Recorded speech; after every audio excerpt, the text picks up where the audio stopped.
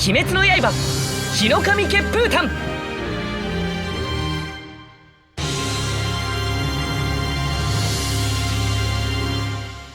Demon Slayer: The Hinokami Chronicles is one of the best modern anime video games I've played. So today, let me do a long-term review of this game. Let us begin. In Demon Slayer: The Hinokami Chronicles, we get a story mode, a versus mode, and a training mode. First, in the story mode, you get to play the whole season 1 of the anime series, including the Mugen Train arc from the movie. Yes, we don't have any story-related campaign from season 2 of the show, since we will probably be getting the remaining arcs in the new Demon Slayer games. Second, we have a versus mode. Here we can choose different characters from the anime series and fight with one another. You can play this mode both in single player and multiplayer. The third thing we have here is rewards. Here you can unlock several endgame avatars, character quotes, and other stuff related to your online profile of the game. The fourth thing that comes here is training. Here, we get the opportunity to fight with your favorite Demon Slayer characters, complete challenges, and enhance your combat skills and fighting techniques. Now, the game has an open zone system, meaning that you can roam and kinda explore the places where the events take place. No, there's no open world thing in this game. Each place is divided into different zones. There's not that much to explore, because in the end this is a fighting game. But I'm glad they added this open zone feature into the story mode. Now the game represents the first season and the Mugen Train arc in a unique and more movie-like pattern. It feels complete. Yeah, the full story mode feels much shorter, and you can complete it within 10 to 12 hours. Probably because we get many scenes and moments missing from the story mode. But don't worry, we get to see almost the whole story starting from the first season up to Mugen Train, by accessing the memory fragments that can be found lying around in the open zones of the game. You can use the map to find them in the explorable areas.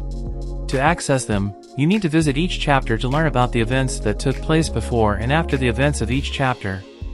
The chapters and the memory fragments cutscenes are all aligned properly in each chapter, as you can see here, which is a nice way to tell the story without pouring very long cutscenes in between each fight. Now, here we have 24 fighters in the base roster. Don't worry, you can unlock the Kimetsu Academy fighters after getting an A or S rank in all the chapters. We get to see almost every famous place from the series as the arena stages in the game.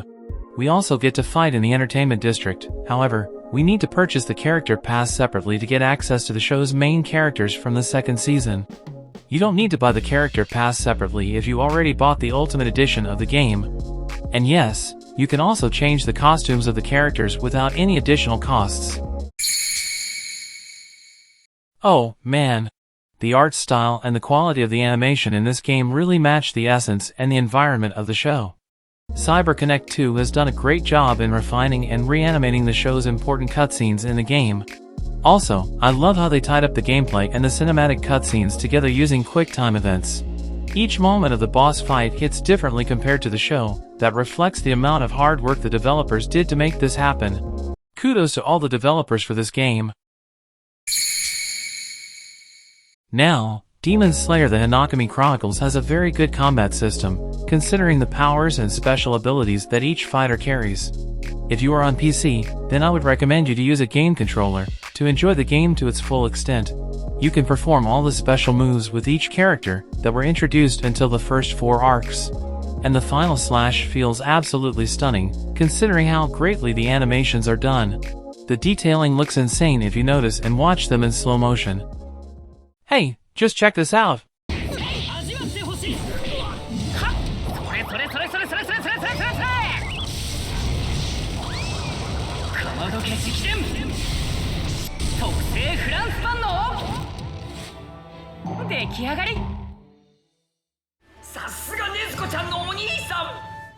Stop it. Get some help. Apart from arena fighting and open zone features, we also get to see 2 different types of minigames, the references from which were completely taken from the anime. These minigames are almost like QuickTime events, which you can enjoy with all its consequences. Other studios must learn from this and implement additional gameplay forms in their anime games.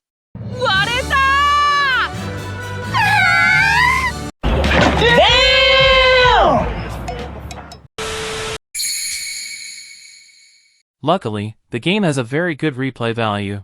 You can revisit all the missions from each chapter in the story mode and achieve higher ranks than before.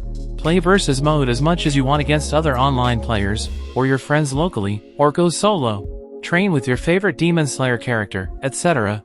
But friends, please don't prioritize online play, as it takes too long to find a match. But yeah, you can enjoy the other modes without any worry or issue. You can even revisit the mini-games anytime after completing Chapter 6. Luckily friends, Demon Slayer the Hinokami Chronicles is Steam Deck verified. However, the game also comes with one of the worst game protection DRMs. Yeah, exactly, it is de novo, unfortunately.